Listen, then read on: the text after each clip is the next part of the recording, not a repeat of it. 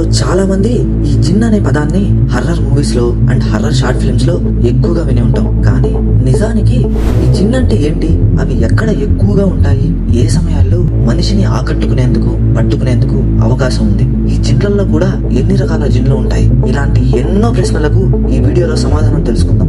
ఈ వీడియోని స్టార్ట్ చేసే ముందు నేను మీకు కొన్ని విషయాలు చెప్పాలనుకుంటున్నాను. నేను ఈ జిన్ గురించిన కంటెంట్ ని రీసెర్చ్ చేసేటప్పుడు నాకు కొన్ని నమ్మలేని నిజాలు అలాగే కొన్ని విచిత్రమైన వీడియోలు దొరికాయి. వాటినన్నిటినీ ఈ వీడియోలో మీతో పంచుకుంటాను అండ్ ఆ వీడియోలని లాస్ట్ లో మీకు చూపిస్తాను. మీరు చేయాల్సింది ఏంటంటే ఈ వీడియోని ఎక్కడా స్కిప్ చేయకుండా లాస్ట్ వరకు చూడండి. ఎందుకంటే ప్రతి ఒక్కరూ ఈ జిన్ల గురించిన కంటెంట్ ని తెలుసుకోవడం చాలా ముఖ్యం. మన చుట్టూ ఉంటూ మనకు ఇంతవరకు తెలియని ఒక కొత్త ప్రపంచం గురించి తెలుసుకుందాం. ఇంకా ఏ మాత్రం ఆలస్యం చేయకుండా ఈ వీడియోని స్టార్ట్ చేద్దాం. జిన్ల యొక్క ప్రస్తావన ఎక్కువగా ఇస్లామిక్ మత గ్రంథంలో ఉంటుంది.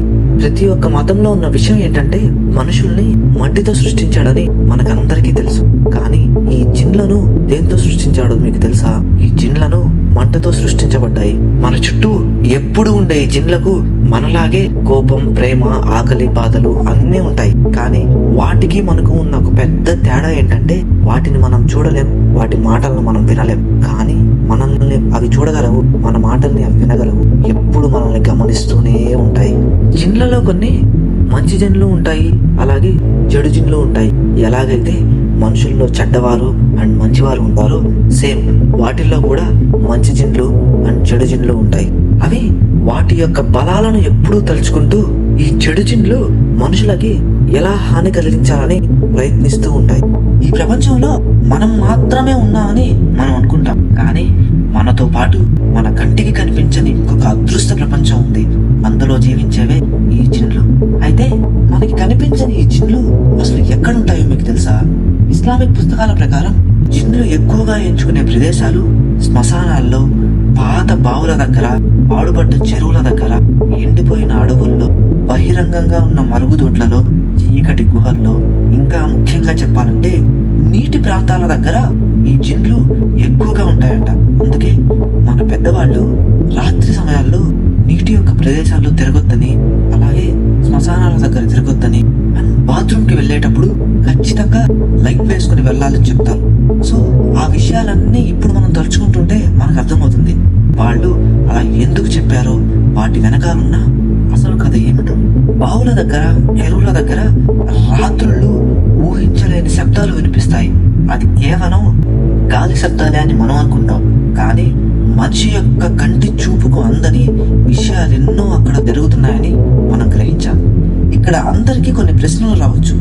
జిన్లు ఉన్నాయని మనకి ఎలా తెలుస్తుంది, మనకి ఎలా అనిపిస్తుందని. నేను ఇప్పుడు చెప్పబోయే విషయాలు మీలో చాలా మంది అనుభవించే ఉంటారు. ఈ అనుభవాలని మీరు ఎదుర్కొనే ఉంటారు. అది ఏంటంటే ఒక్కొక్కసారి మీరు ఒంటరిగా ఉన్నప్పుడు మీ వెనకాల ఎవరో ఉన్నట్టు, ఎవరో మిమ్మల్ని చూస్తున్నట్టు అనిపిస్తుంది. అలాంటి సమయాల్లో మీరు ఏ మాత్రం ఆలోచించకుండా మీరు కన్ఫర్మ్ చేసుకోవచ్చు, మీ వెనకాల మీకు అనిపిస్తున్న దానిలో ఏదో ఒక వింతైన థింగ్ జరుగుతుందని. కొంతమందికి రాత్రులు నిద్ర పట్టకపోవడం, కొన్నిసార్లు మన శరీరంపై ఒక్కసారిగా చల్లని గాలి తాకినట్టు అనిపిస్తుంది. ఇవన్నీ మనం సాధారణంగా జరిగాయనుకుంటాం. కానీ ఇవి సాధారణంగా జరిగే విషయాలైతే కావు. మనిషి యొక్క ఆలోచనలకు అందని ఎన్నో విషయాలు అక్కడ జరుగుతుంటాయి. వాటిని మనం గ్రహించలేం. కొన్ని సందర్భాల్లో ఈ జిన్లు మన ఇంట్లో కూడా ప్రవేశిస్తాయి. మన ఇంట్లో పరిస్థితి చాలా బాగుంటుంది, కానీ సడన్ గా మన ఆరోగ్యం పాడవడం, మన మనసు కూడా వీటికి ప్రభావితం అవుతాయి. మన ఇంట్లో ఉన్న వాళ్ళ ప్రవర్తన విచిత్రంగా మారుతుంది. ఇవన్నీ జరుగుతున్నప్పుడు అక్కడ ఏదో చెడు శక్తి ప్రభావం ఉందని మనం గ్రహించాలి. అయితే ఈ జిన్ల యొక్క ప్రభావం ఎవరైనా మనిషిపై పడితే కొన్ని ముఖ్యమైన లక్షణాలతో వాటిని మనం గుర్తించవచ్చు. జిన్ యొక్క ప్రభావం ఎవరిపై అయితే ఉంటుందో వాళ్ళ రూపం పూర్తిగా మారిపోతుంది. చెడు శబ్దాలు చేయడం మొదలు పెడతారు. ఒక్కసారిగా రాత్రుళ్ళు కనిపించకుండా పోతారు. ఇంకొన్ని జిన్లు అయితే మనుషుల్లో కూడా మాట్లాడతారు. నెమ్మదిగా మనల్ని భయపెట్టి మన శరీరంపై అధికారాన్ని సాధించాలనుకుంటాయి. జిన్లు మనకు ఎలా హాని చేస్తాయి, వాటిని దూరం చేసేందుకు మనం ఏం చేయాలి? జిన్లు చెడు శక్తిగా మారినప్పుడు అవి కొన్ని రకాలుగా మన జీవితాన్ని ప్రభావితం చేస్తాయి. మనం మానసికంగా ఆందోళనకు గురవుతాం. గందరగోళమైన పనులు మన చుట్టూ జరుగుతూ ఉంటాయి. మనం ఎక్కువగా భయపడడం, ఏదో తెలియని ఆందోళన, వాళ్ళకే తెలియని సిచ్యువేషన్లోకి మనం వెళ్ళిపో. ఒక్కొక్కసారి అయితే నీళ్లు తాగడం మానేస్తారు, నిద్ర లేని రాత్రులు గడుపుతారు. మీతో ఎప్పుడు మంచిగా మాట్లాడే వాళ్ళు ఒక్కసారిగా మాట్లాడడం మానేస్తారు. వాళ్ళ మాటలు, వాళ్ళ యొక్క చూపులు చాలా విచిత్రంగా మారుతాయి. వీటి వల్ల చాలా మంది అనారోగ్యం పేరుతో డాక్టర్ల దగ్గరకు తిరిగినా ఫలితం ఉండదు.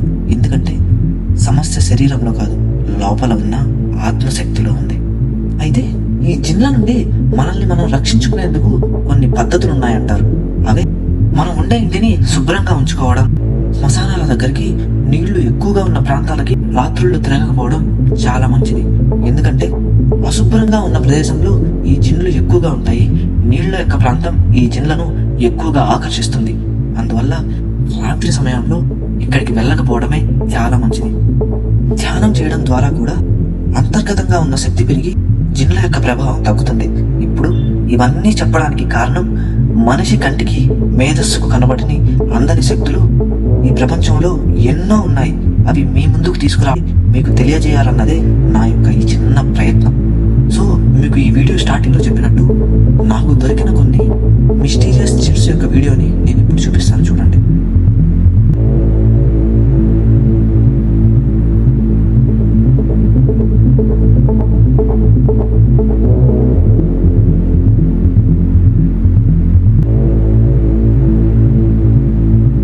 చూశారు కదా, ఇలాంటి ఎన్నో సంఘటనలు మనకు తెలియకుండా మన చుట్టూ చాలా జరుగుతుంటాయి. మీలో ఎంతమంది ఈ విషయాలను కొత్తగా తెలుసుకుంటున్నారో కామెంట్ చేయండి.